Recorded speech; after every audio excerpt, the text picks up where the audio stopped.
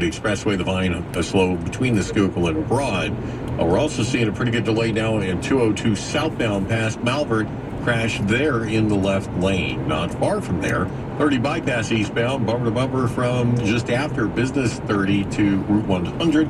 That is a crew working in the right lane. Another crew working the left lane, 422 east between Arm&Hammer Boulevard and Saratoga. Delaware River bridges, pretty good right now. We are seeing some good news in Burlington County. Route 70 has reopened westbound in Medford. All lanes are open once again, and all traffic is moving from that earlier accident investigation. Mass transit not seeing any significant delays at this hour. Next update in less than 10, I'm Brian Ramona. Brian, thank you. Let's get a look at the forecast. AccuWeather meteorologist Jeff Nordine. Skies will remain mostly cloudy the rest of the afternoon as temperatures get to 71 degrees, a little bit below average for this time of year by about 5 degrees. And then for tonight, we have some showers moving in, dipping down to 62. Showers are going to be around in general tomorrow, but if it's not raining, the cloud cover is going to be around. Could hear some thunder, too, with a high temp of 71. On Thursday, we're cloudy overall once again. Can't rule out a shower with a high temp of 80 degrees. This is AccuWeather meteorologist Jeff Nordine. So it's 72 with temperatures holding steady and checking the markets. The Dow's up 0.82. NASDAQ climbing 83.80. S&P 500 up 8.13.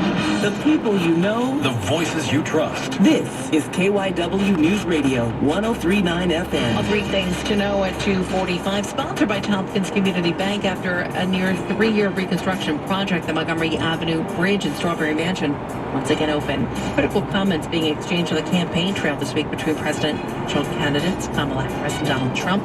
And the trial for Evan Buckman, one of the then teens charged with homicide by vehicle connected with a fatal crash on 309 in Hatfield in May of 2023, began today with jury selection and opening statements. The other person charged, Ethan Jarrett Quakertown, has already pleaded guilty to the charges. I'm Michelle Durham. Dan Mike at the editor's desk with Winston Harris and Carrington Corbin.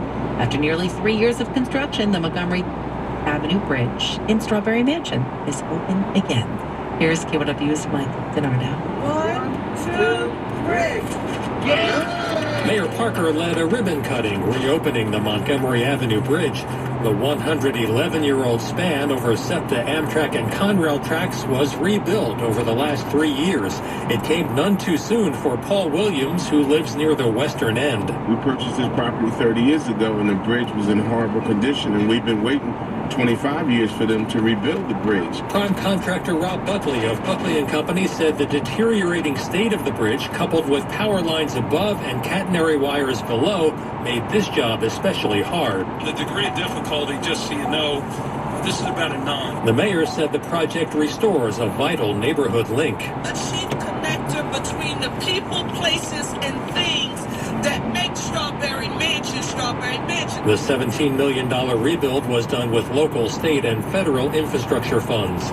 In Strawberry Mansion, Mike DiNardo, KYW News Radio, 103.9 FM.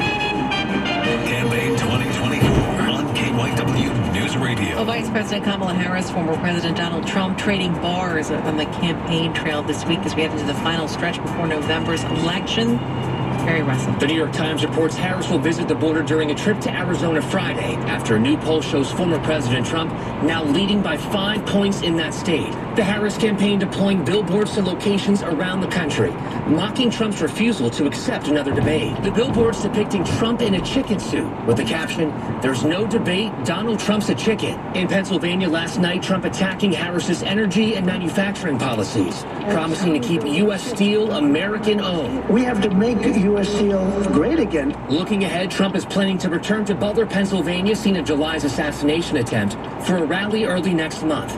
Trump has long promised to return to Butler to honor the victims at his July rally there. Harris will be back in Battleground, PA tomorrow, holding a campaign rally in Pittsburgh. Boeing workers on picket lines are saying no way to what the company claims is its best and final offer. On day 12 of the Boeing strike, with the 737, 767, and 777 factories frozen, Boeing has made what it claims is its final offer. It would give a 30% pay raise to the workers, not the 40% they want. But one other thing is missing, says Boeing machinist Hazel Lewin. There's no pension. We want our pension back. She calls the new offer garbage, but Boeing's Peter Johnson says it's the best they can do. We have financial constraints that we're working through. Alex Stone, ABC News. Police in northern Switzerland say several people have been detained. A criminal case opened in connection with the suspected death of a person in a new so-called suicide capsule. There's Tom Rivers. Several people have been detained in what appears to be an assisted suicide case after the so-called Sarco capsule has been used for the first time. The unit is designed to allow a person inside to push a button